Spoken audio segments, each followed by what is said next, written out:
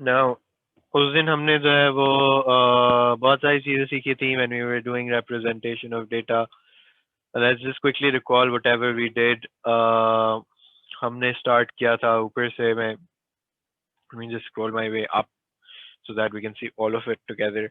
uh, Variables decide किए थे, बार charts को ब्रीफली देखा था, फिर हमने कहा था कि कहीं भी फ्रीक्वेंसी टेबल बना हुआ होता है, ठीक है, पहले इसको कंटिन्यूस बनाना चाहिए। फिर हमने कहा था एक और form of representation of data जो होता है वो 7 लीफ डायग्राम्स होता है।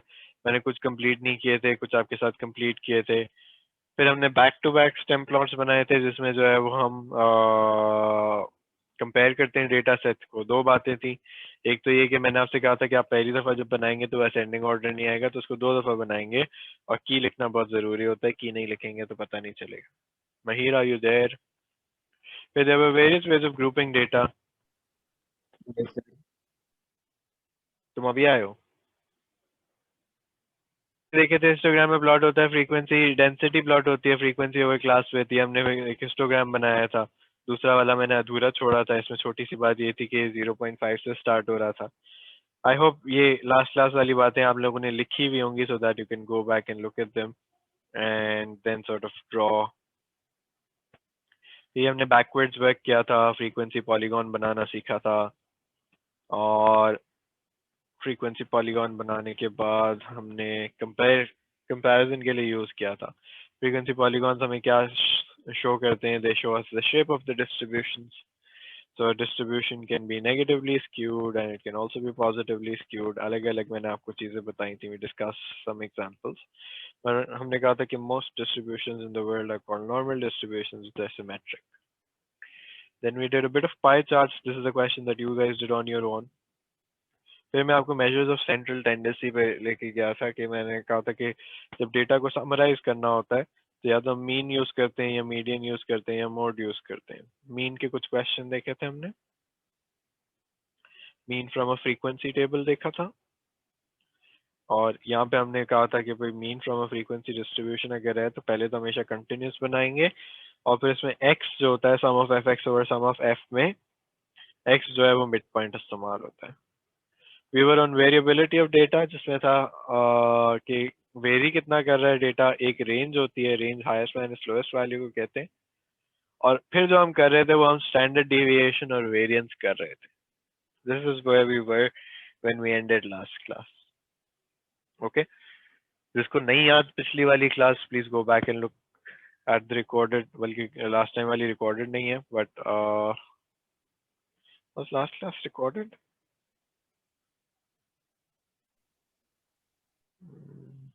हाँ ना सर, आपने बहुत देर लगाई थी, आधा घंटा लेट शुरू हुआ था। आई थिंक हाँ रिकॉर्ड हुई थी। तो होगी रिकॉर्डिंग भी, थोड़ी सी दूर से आवाज आ रही होगी उसमें क्योंकि वो लैपटॉप दूर था। बट लेट्स सर ये एक्स के ऊपर जो डैश बना है ये मीन है ना? मीन का मतलब होता है ये रहा। क्या रिकॉर्डिंग क्या?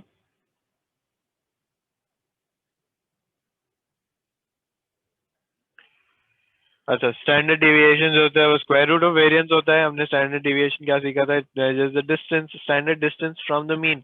क्या आप distance from the mean measure कर रहे होते हैं? दो फॉर्मूलाज होते हैं, एक ये वाला होता है और एक ये वाला होता है। मैंने आपसे कहा था कि ये वाला फॉर्मूला लगाना ज्यादा आसान होता है, इसलिए मैं ये वाला फॉर्मूला बार बार लगाऊंगा। ये हमने एक उस पे लगा के देखा था, ये हमारे पास डेटा था। सर ये जो शुरू का था ये फॉर्मूले में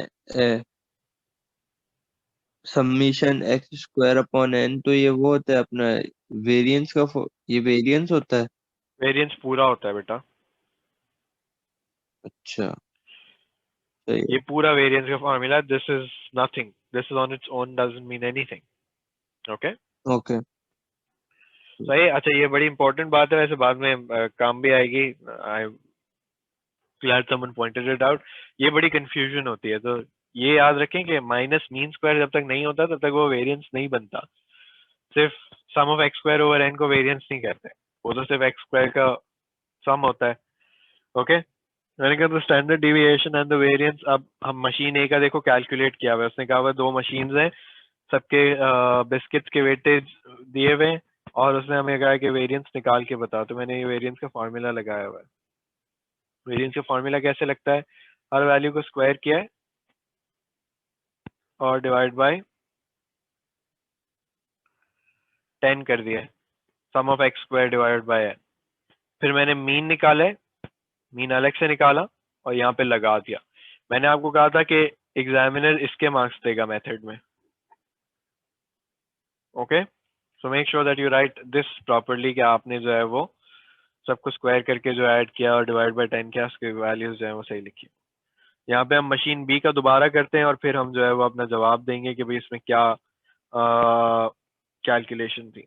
सही है, थोड़ा सा ऊपर लिख देता हूँ, मशीन बी का variance. Now I would want someone to help me with the calculations please.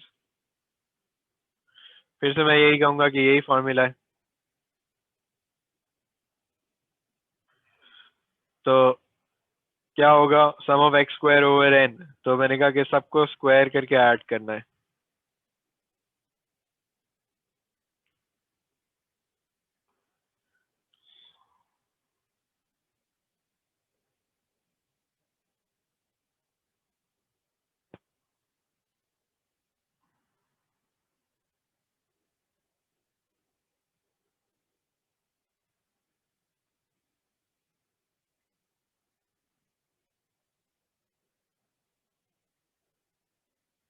सही है, माइनस मीन स्क्वायर। मीन कैसे निकलता है, मीन अलग से निकालना पड़ेगा या यहीं पे निकाल सकते हैं। If you want I can calculate the mean here only. सही है, मीन को यहाँ पे कैसे कैलकुलेट करूंगा, मैं कहूंगा कि जो ऊपर फॉर्मूला लगाया हुआ है वही यहाँ पे मिक्स करके लगा देते हैं।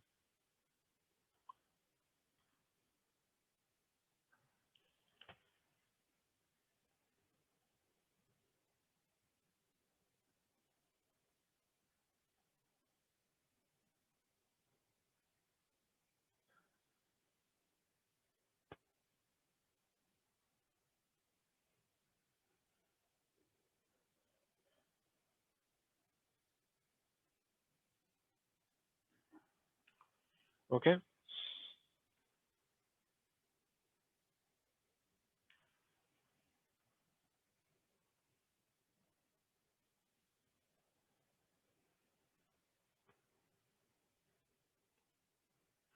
Can someone come up with an answer for machine B variance.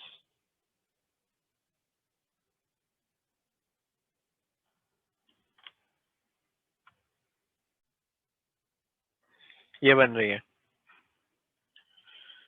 Okay,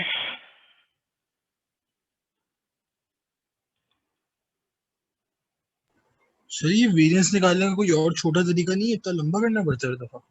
जी बेटा, थोड़ी सी मेहनत करें।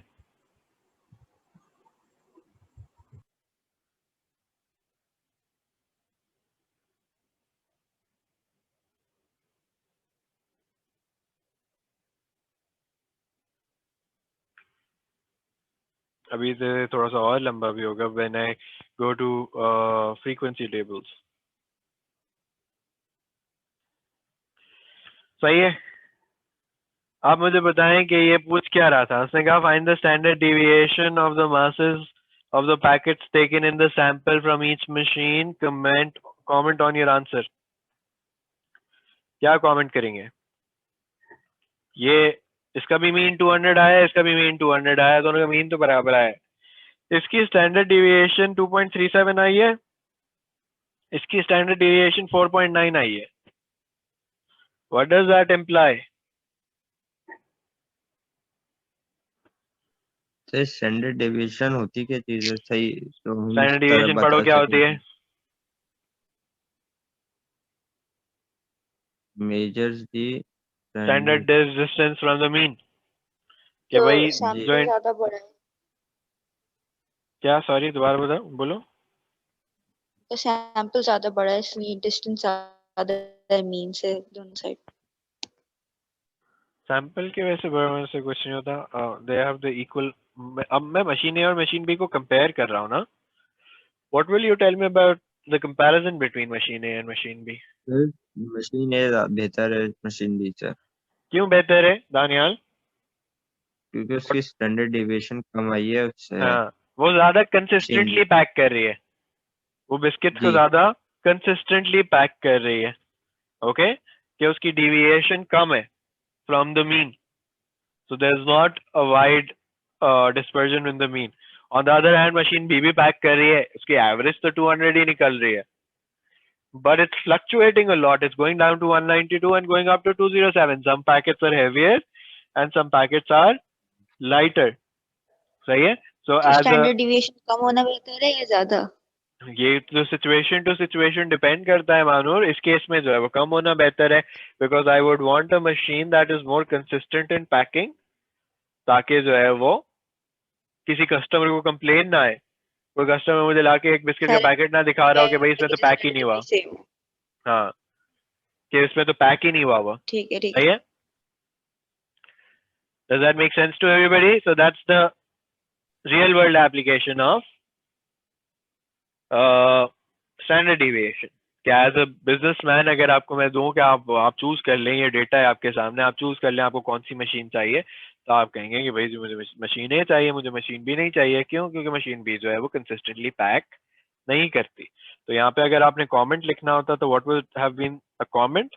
You would say that machine A is more consistent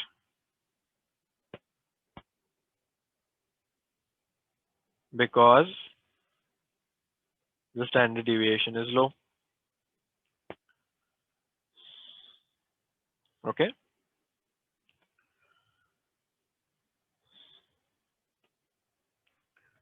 Okay. Any questions?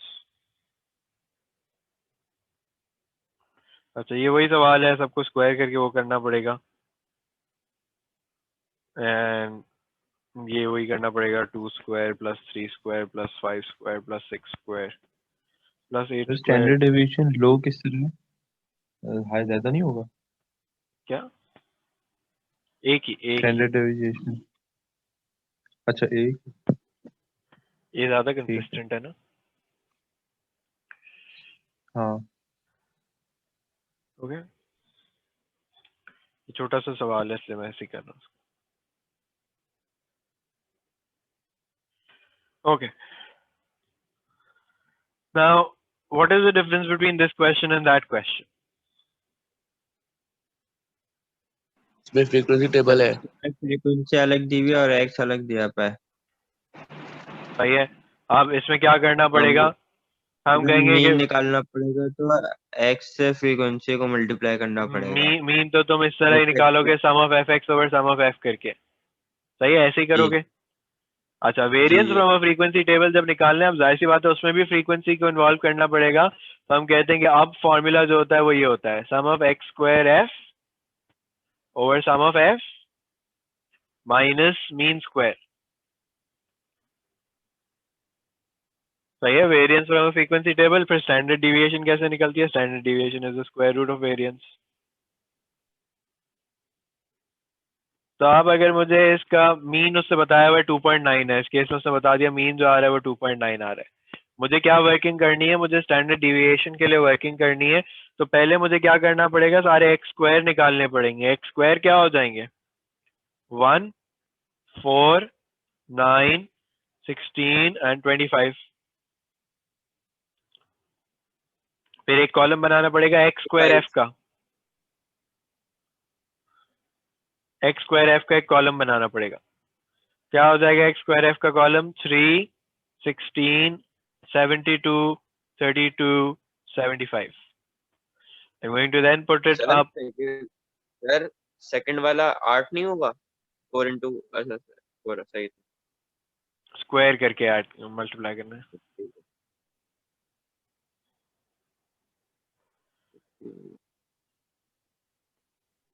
सही है. Divided by sum of F. What is the sum of F? सारी frequency को add करें. कितने बच्चे थे?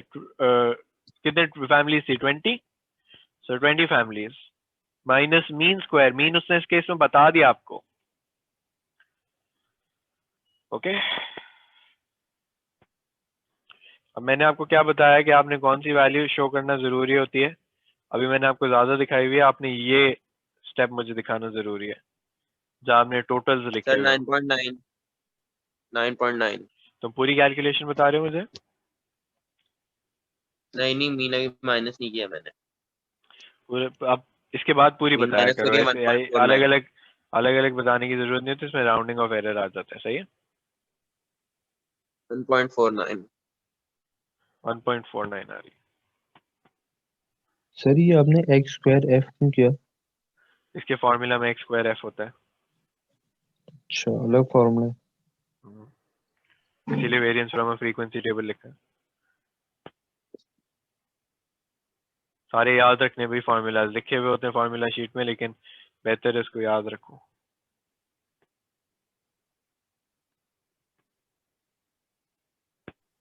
One point two two 1.2।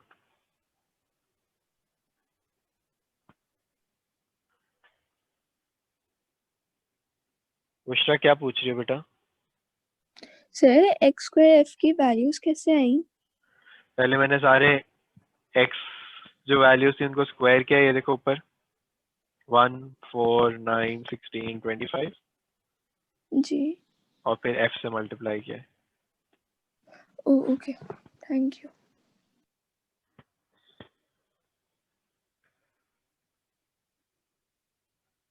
यहाँ तक सबको क्लियर हो गया? करो, मैं वेट कर रहा हूँ।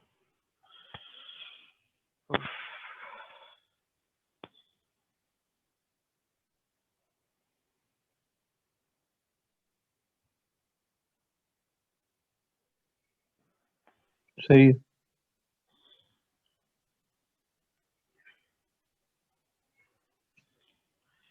अब ये देखिए अलग अलग तरीकों से जो है वो सवाल दिया हुआ होता है। ओके, उसने कहा cartons of orange juice are advertise containing 1 liter. A random sample of 100 cartons give the following results for the volume x. अब मैंने आपको 100 अलग अलग वैल्यूज नहीं दी, मैंने क्या दिया हुआ, एक समरी दी हुई है डेटा की। इसमें से आपने क्या निकालना है, calculate the mean and standard deviation. कैसे निकालेंगे, कौन सा फॉर्मूला यूज करूं मीन का? सर 100 कार्टन एफ होगा। 100 कार्टन एन होगा, तो मीन का क्या फॉर्मूला लगाओगे? मीन का हो गया sum of X divided by N होता एक्स है। Square upon minus mean square. हाँ क्या ये बात सबको समझ आई?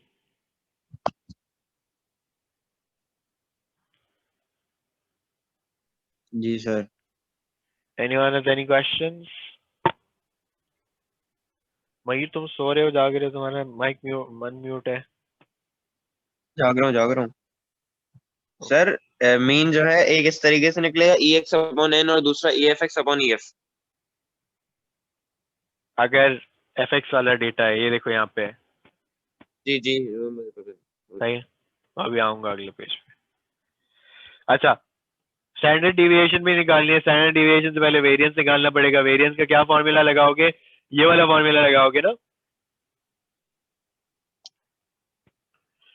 तो लिखोगे 102.83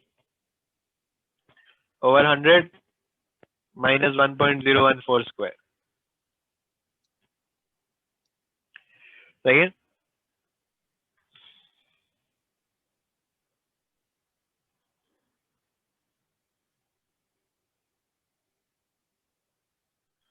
यार इसका आंसर क्या आ रहा है?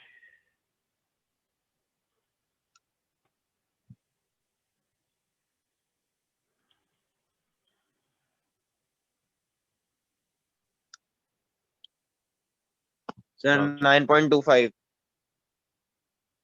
है? 9.25। ऐसा नहीं आ सकता भाई। या एक मिनट में फिर करता हूँ।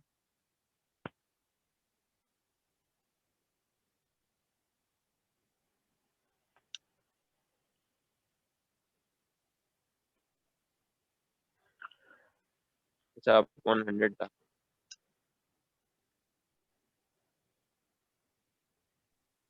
सर 1.04 की पावर मल्टीप्लाई बाय 10 की पावर -4। हाँ मैंने कर दिया ना, वो लिख दिया। सही है, तो कंपनी अगर आपसे कहती है कि वो 1 लीटर पैक करती है, तो आप कंपनी को क्या बताएंगे कि नहीं, कंपनी जो है वो थोड़ा सा ज्यादा पैक कर रही है, 14 ml ज्यादा होता है मीन के हिसाब से और उसकी स्टैंडर्ड डिविएशन भी थोड़ी सी है. The company is packing slightly more than 1 liter. Okay,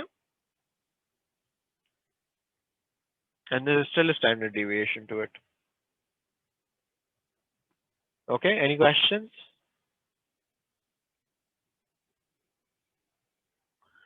अब ये देखो, just that I give you the data in a different format.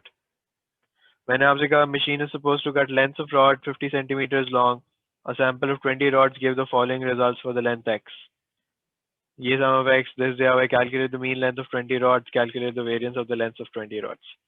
सही है? तो इसमें अब मैं जो है वो fx के फॉर्म में डेटा दिया हुआ है, तो मैं fx वाला वो यूज करूंगा. मैं कहूंगा mean sum of fx divided by sum of f. तो आपने अपने हिसाब से फॉर्मूला जो है वो चेंज करना होगा depending on what's given to you in the question.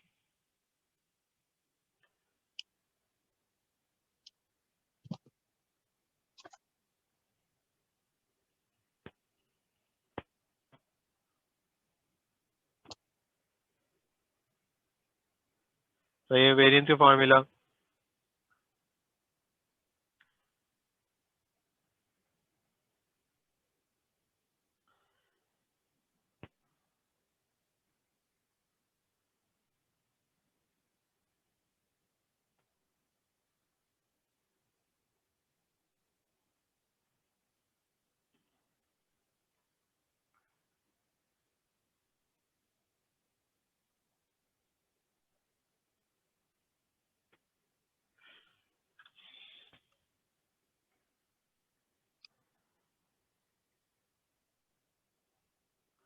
Zero 0.5275 0.53 होगा. अभी इसको राउंड ऑफ नहीं करते. क्या निकालना है तुम्हें? स्टैंडर्ड डिविएशन निकालनी है ना, वो निकाल के फिर राउंड ऑफ करना. 0.726. तो फिर आपको और लंबा आ गया 0.726. हाँ, तो वो आंसर सही है. तुम अगर पहले राउंड ऑफ कर लोगे ना तो गड़बड़ हो जाएगी.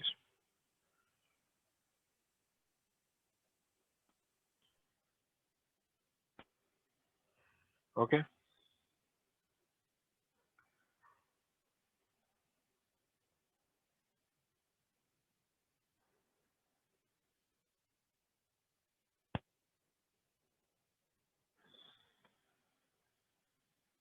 अच्छा. अब जो मीन और स्टैंडर्ड डिविएशन के सवाल आते हैं ना, वो कभी कभार थोड़े से चैलेंजिंग भी आते हैं.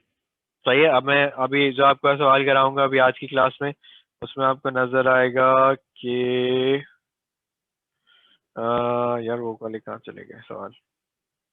चलो वो कंबाइनिंग सेट्स ऑफ डेटा में बाद में आएगा. आज हम इसको ये 3 सवाल करके ही खत्म करेंगे. ओके.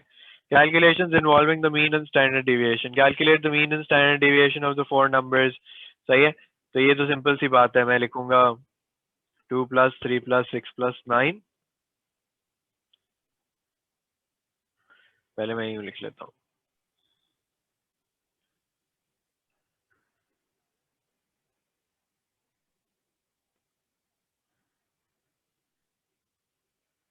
फाइव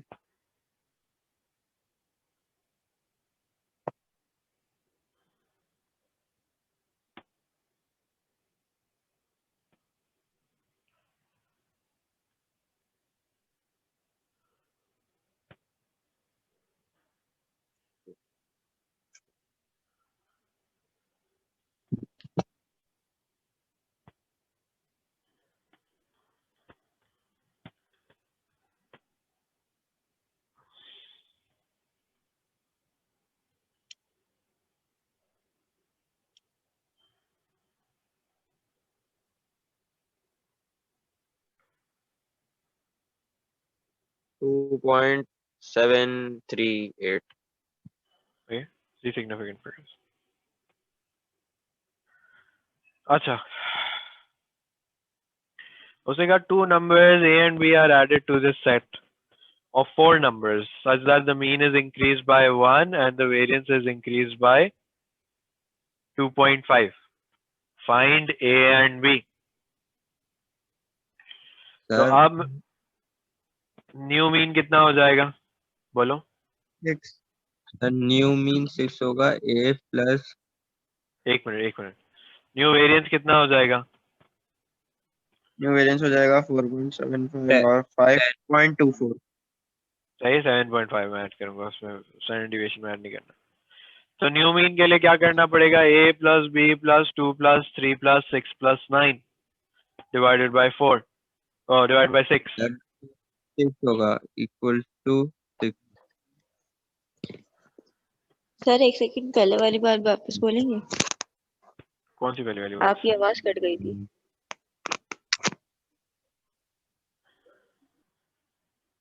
कौन सी बात? ये बताओ, मैंने तो बहुत सारी बातें बोली हैं।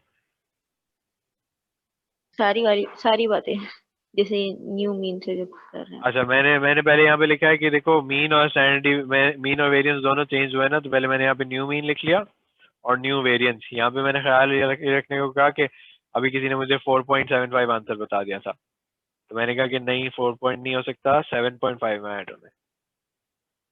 फिर मैंने कहा न्यू मीन के लिए न्यू फार्मूला लगा दिया बस मैंने अभी, और मैंने ऐड सब्ट्रैक्ट किया है।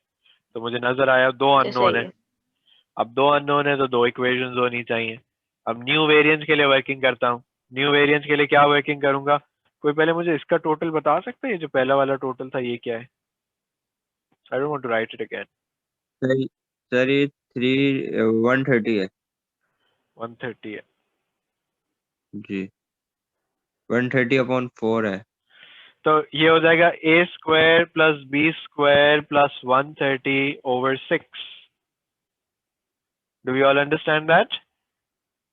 Minus the new mean. The new mean is 6 6 का equals to 10. Equals to 10। Now you have to be careful in simplifying this. 130 कहाँ से आया?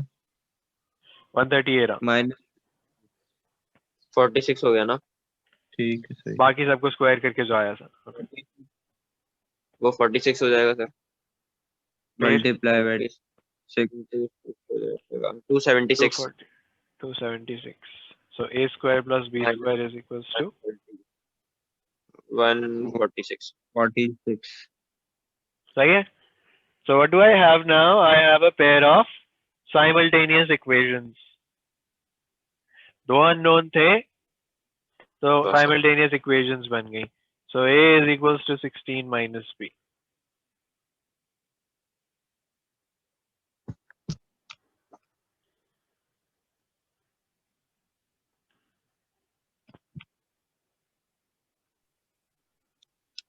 सर ये होगा 256 minus 32b plus B square plus B square. Sir अब 2b square minus 32b और उसको उधर ही भेजना। 10। ऐसा ही है? सर ये b square minus 16b plus भी इतनी मेहनत 55 करने होगा। की जरूरत नहीं होती भाई, कैलकुलेटर में लगा के बता दो यार। अच्छा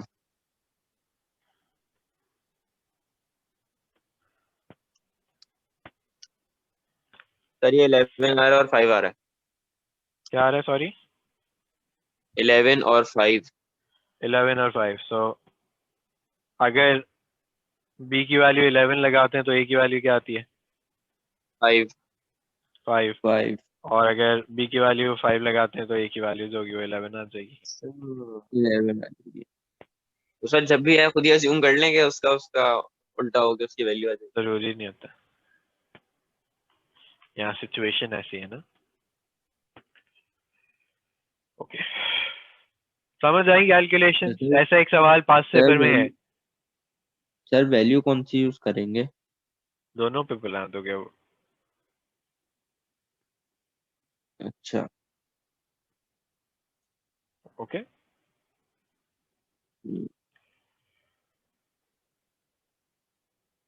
ओके। ये सवाल है, the following histogram summarises the times in minutes taken. क्या सर वो कॉपी नहीं किया अभी मैंने वर्किंग, तो ये ऊपर कर दें प्लीज। Thank you. जल्दी से कर लो प्लीज। हो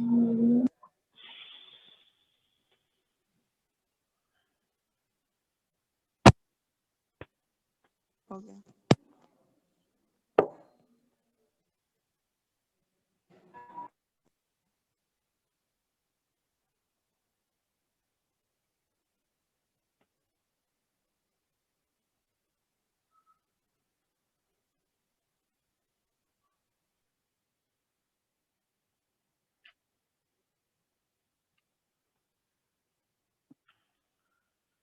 Done, right?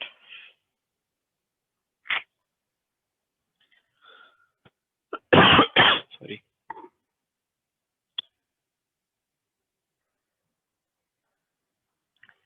Now, let's look at this question.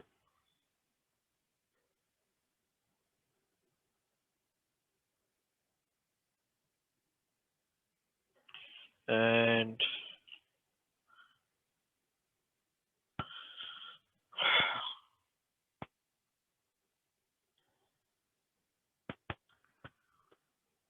yeah, the following histogram summarizes the times and minutes taken by 190 people.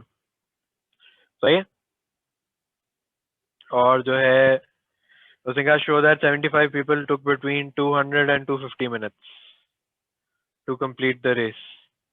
तो ये 200 and 250 है.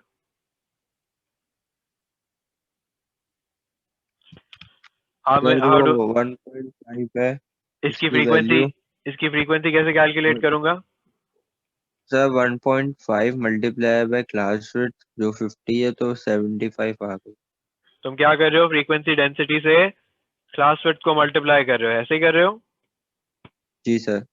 1.5 और इसकी क्लास विड्थ कितनी है? इसकी क्लास विड्थ जो है वो 50 है, तो 75 आ गए लोग। सही है? एक बीच में से उठा के उसने एप्लीकेशन आपको दे दी कि भाई ये वाली आप बताएं। अब उसने कहा calculate estimates of the mean and standard deviation of the times of the 190 people. ये सारा आपने कैलकुलेट करना है। ओके, अब अगर मुझे इतनी ज्यादा कैलकुलेशन करनी है तो मुझे इसका टेबल पता होना चाहिए ना। आई would want the table in front of me. Table तो बना हुआ नहीं है। क्या हम एक एक करके इसका टेबल बना सकते हैं? क्या मैं यहाँ पे क्लासेस इसके लिखूं? ऊपर वैल्यू ना लिखे क्या सर, ये जैसे 100 से लेके वो जो 150 है इस तरह का जो है उसी के ऊपर हम इसकी वैल्यूज ना लिख दें? कर सकते हो? वो भी कर सकते हो। अभी मुझे पता है ना स्टैंडर्ड डिविएशन के लिए स्क्वायर भी करना पड़ेगा, ऐड भी करना, मल्टीप्लाई भी करना पड़ेगा, इसलिए मैं ये बना रहा हूँ कॉलम। सही है। पहले मुझे बताओ क्लासेस क्या क्या है। पहली क्लास कहाँ से कहाँ तक है? 100 से 150 150 तक है। फिर दूसरी क्लास कहाँ से कहाँ तक है? 175 तक है सर। 150 से 175 तक है। डज एवरीबॉडी सी दैट कि ये बीच में यहाँ पे एंड हो रहा है 200 और ये 150 है, तो ये 150 और 200 के बीच में 175 आ रहा होगा।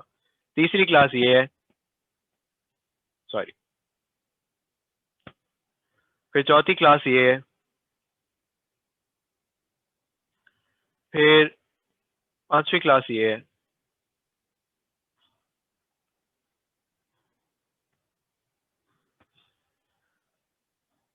ओके,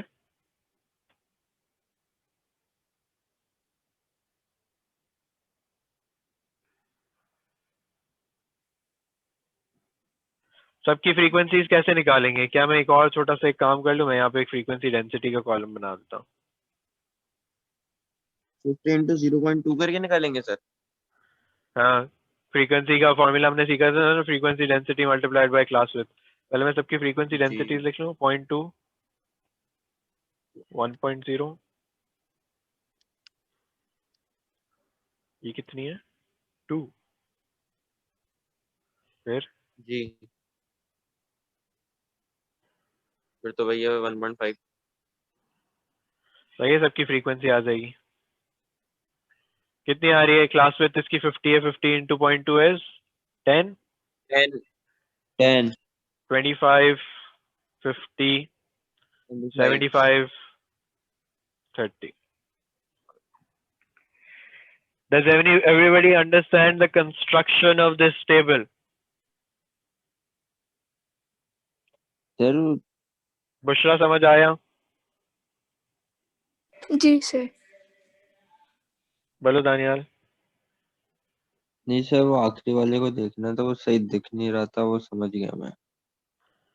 ये वो पूछ रहा था 350 कैसे हुआ। ये 300 और 400 के बीच में रखा है मैंने। जी, ये एस्टिमेटेड ही वैल्यूज है ना सारी। अभी वो आगे बात आएगी, रुक जाओ।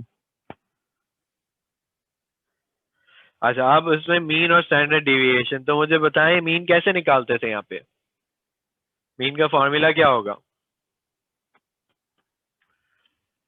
सर ये 100 प्लस 150 डिवाइड बाय 2। एक मिनट, मैं इस टेबल को नीचे ले आऊं। It's going to be easier that way.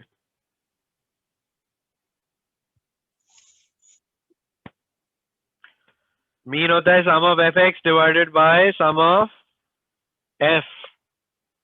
तो 190, ये तो ऐड करूंगा तो 190 आना चाहिए ना। Sum of F G is 190। F X का कॉलम बनाना पड़ेगा। मेरा सवाल आपसे ये है कि मुझे बताएं इसमें एक्स क्या चीज है? सर 100 और फ्रीक्वेंसी डेंसिटी। सर फ्रीक्वेंसी इनकी मिड डेंसिटी, वैल्यू होती है। इसकी mid sir mid mid point value. होता था। सही, हमने ये पढ़ा था कि एक मिड पॉइंट का कॉलम बनाया जाता है जिसको हम कहते हैं एक्स। सही है। फ्रीक्वेंसी डेंसिटी जिसने ही कहा था, फ्रीक्वेंसी डेंसिटी बेटा वाई एक्सिस पे प्लॉट होती है ना, अभी तो मैं एक्स की बात कर रहा हूँ। सही है।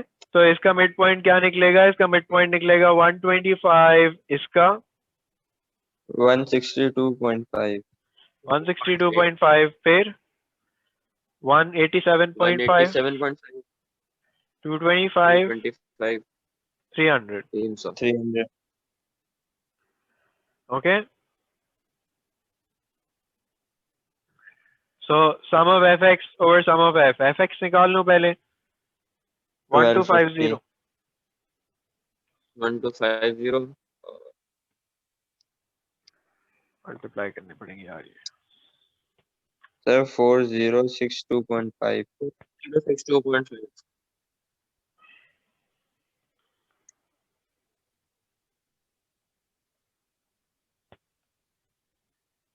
9375, फिर 225 इंटू 75 कितना होता है? सर पॉइंट नहीं है, पॉइंट नहीं है, 9375 है सर। 16875,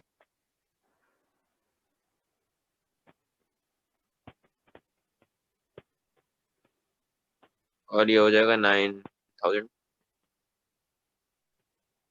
सही है। अब एफ एक्स का टोटल लिख लो। इसका टोटल होगा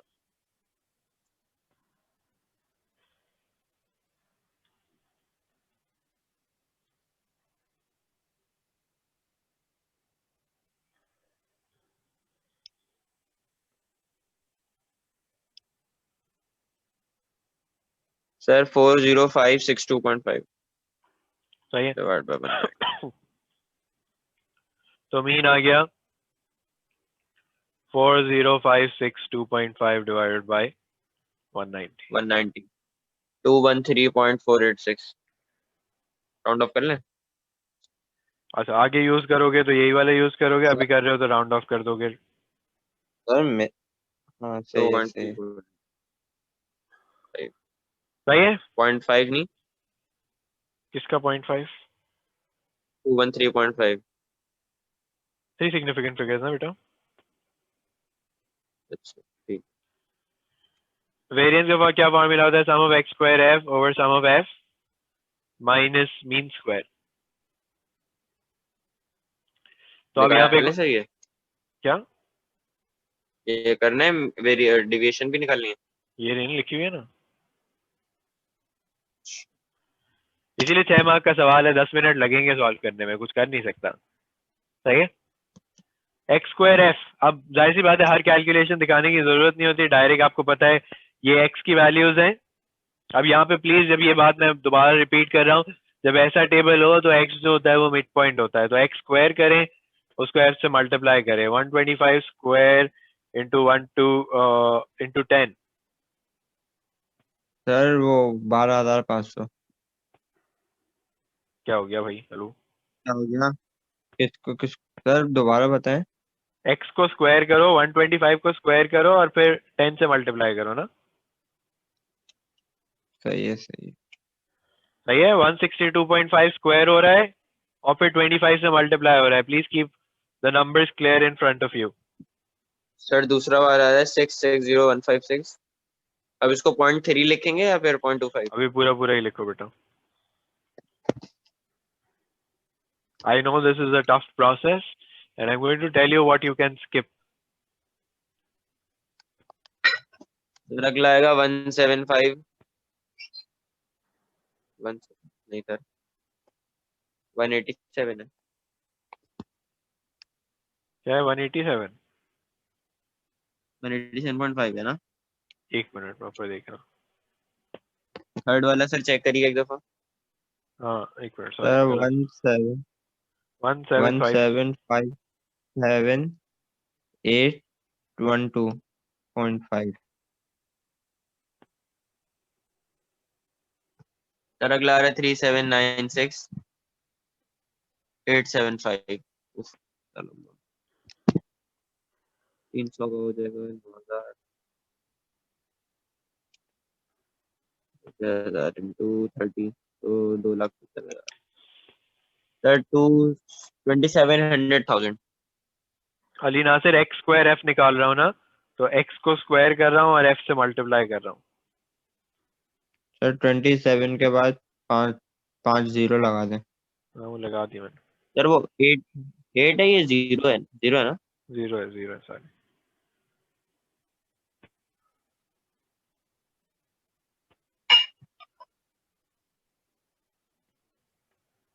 अब इनको ऐड करें। अली नासिर सही है, अब इनको ऐड करें। ठीक है सर। कोई नंबर बता दो, ये ऊपर वाला क्या आ रहा है?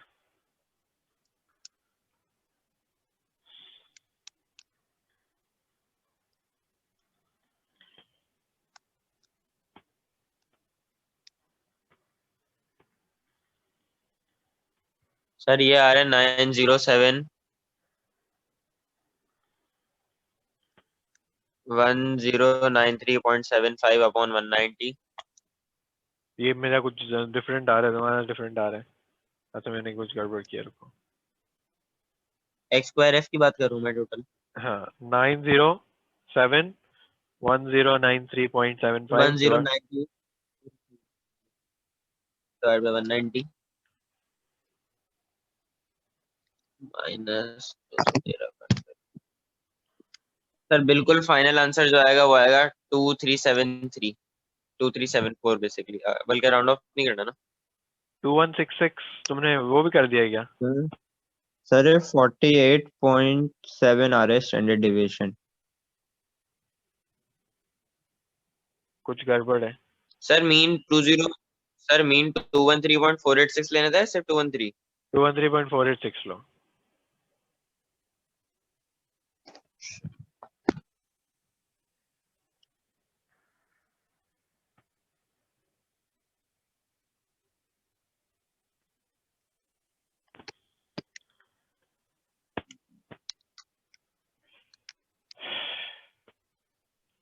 सही है।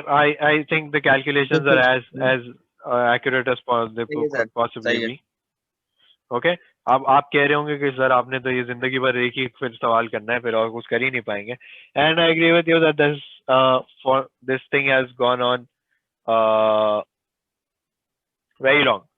तो द आइडिया इज कि एग्जामिनर जो होता है ना, वो आपको इसके मार्क्स दे रहा होता है, ये वाला और ये वाले लिखने के। The examiner will not generally go on and see your table. The idea of drawing the table was that I were to, एक तो मैं एक्सप्लेन कर रहा था कि भाई मैं कर क्या रहा हूँ। मैं सब डायरेक्ट कर देता तो आपको कुछ भी समझ ना आता। ओके अभी जो थोड़ा बहुत आया है वो भी समझ ना आता। तो the idea is कि I was trying to explain to you. Now on the exam what you can do is you can do all of these calculations directly on your calculator and आप add कर ले उनको direct. क्या आपने calculator पे यूं अपना वो लगाया, ये वाला फंक्शन लगाया और उससे आपने ऊपर लिखना शुरू कर दिया। आपने क्या लिखा? 125 square into 10 plus 162.5 square into 25 and so on. Okay, you can do that on your Sir, एक बात calculator and you can give me one answer. एक मिनट रुक जाओ, सही है? And you can come up with this directly. You don't need to show me every calculation. Her calculation show करने में time भी बहुत ज़्यादा होता है. Okay, बोलो. सर इसमें ECR का कोई मार्क्स होते हैं? जैसे अगर किसी को होते हैं, वो कम वैल्यू होते लिखने में बोलते हैं तो पूरा आंसर गलत होगा. कम होते हैं, इतने ज़्यादा नहीं होते. देखो, मेथड के मार्क्स मिल जाएंगे, आंसर के नहीं मिलेंगे. And two are estimates. क्यों एस्टिमेट्स हैं? क्योंकि देखें आपके पास एग्जैक्ट डेटा नहीं था, ये आपने अप्रोक्सीमेट निकाला हुआ है ना, कि आपने कहा कि हर वैल्यू जो है एक्स की वो मिड पॉइंट पे ही है. ऐसा जरूरी नहीं होता. जाहिर सी बात है कि ये अगर जो है वो रेस हो रही है तो हर बंदे ने पहली कैटेगरी में 125 मिनट्स नहीं लिए होंगे. किसी ने 122 लिए होंगे, किसी ने 120 लिए होंगे, किसी ने 100 लिए होंगे. तो हमने एस्टिमेट लगा लिया कि भाई एवरेज निकाल लिया कि हर बंदे ने जो है वो 122 125 लिए होंगे. Which is why these answers are estimates. Okay,